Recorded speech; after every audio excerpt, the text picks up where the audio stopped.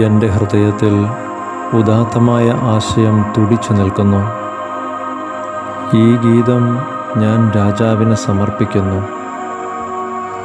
തയ്യാറായിരിക്കുന്ന എഴുത്തുകാരൻ്റെ തൂലികയ്ക്ക് തുല്യമാണ് എൻ്റെ നാവ്. നീ മനുഷ്യമക്കളിൽ ഏറ്റവും സുന്ദരൻ. നിൻ്റെ അധരങ്ങളിൽ വചോവിലാസം തുളുമ്പുന്നു. ദൈവം നിന്നെ എന്നേക്കുമായി അനുഗ്രഹിച്ചിരിക്കുന്നു.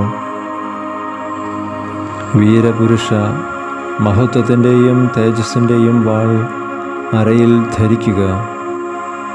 സത്യത്തിനും നീതിയുടെ സംരക്ഷണത്തിനും വേണ്ടി പ്രതാപത്തോടെ വിജയത്തിലേക്ക് മുന്നേറുക. നിന്റെ വലത്തുകൈ ഭീതി വിതയ്ക്കട്ടെ. രാജശത്രുക്കളുടെ ഹൃദയത്തിൽ നിന്റെ കൂരമ്പുകൾ തറച്ചു കയറും.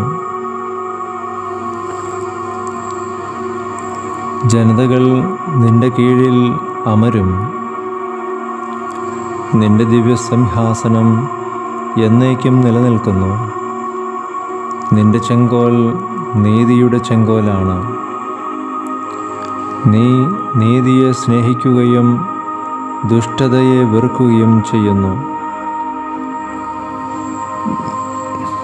ആകയാൽ ദൈവം, നിന്റെ ദൈവം, നിന്നെ മറ്റുള്ളവരിൽ നിന്നുയർത്തി ആനന്ദത്തിൻ്റെ തൈലം കൊണ്ട് അഭിഷേകം ചെയ്തു.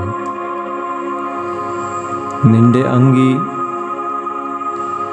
നറുംപശയും ചന്ദനവും ലവംഗവും കൊണ്ട് സുരഭിലമായിരിക്കുന്നു.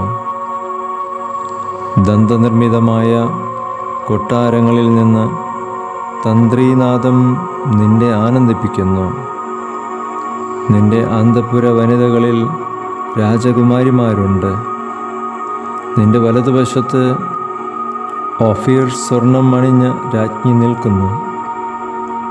മകളെ കേൾക്കുക, ചെവി ചായ്ച്ചു കേൾക്കുക. നിന്റെ ജനത്തെയും പിതൃഭവനത്തെയും മറക്കുക. അപ്പോൾ രാജാവ് നിന്റെ സൗന്ദര്യത്തിൽ ആകൃഷ്ടനാകും. അവൻ നിന്റെ നാഥനാണ്. അവനെ വണങ്ങുക. ടയർ നിവാസികൾ നിന്റെ പ്രീതി കാക്ഷിച്ച് ഉപഹാരങ്ങൾ അർപ്പിക്കും.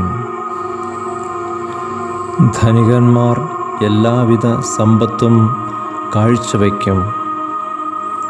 രാജകുമാരി സ്വർണ്ണ കസവുടയാട ചാർത്തി അന്തഃപുരത്തിലിരിക്കുന്നു. വർണ്ണശബളമായ അങ്കി അണിയിച്ച് അവളെ രാജസന്നിധിയിലേക്ക് ആനയിക്കുന്നു.